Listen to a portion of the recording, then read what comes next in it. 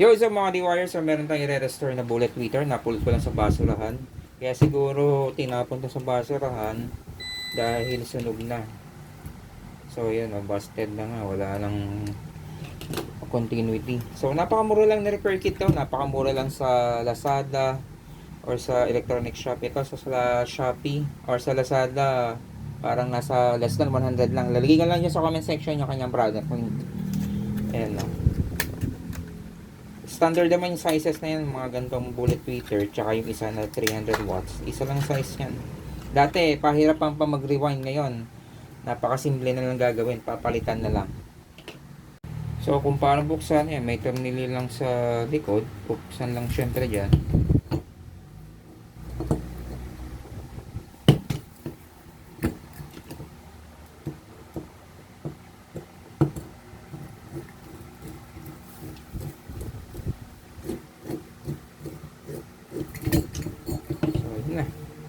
Papalitan na lang.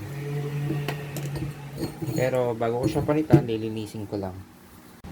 So yun, nirepaint ko na lang din para mas maayos tingnan kasi ang dami na niyang mancha.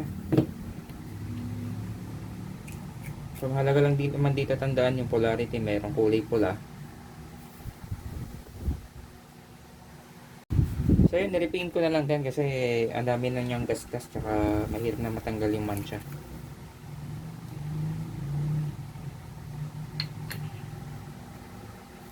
Oops.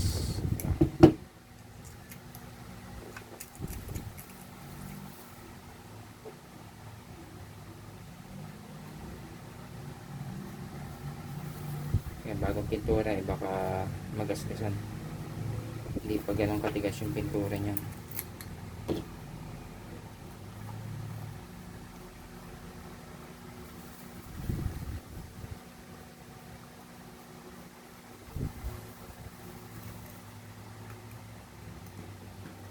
Okay. So yung merong pula, yan yung positive. Check muna natin yung continuity.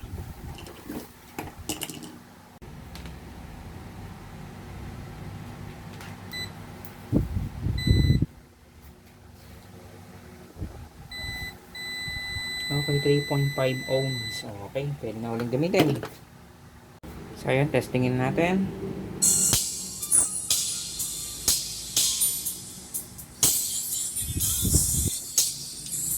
Ayan, napakaganda na ito. Sumasagit-sit. Ayan, okay. Salamat sa pagtutok.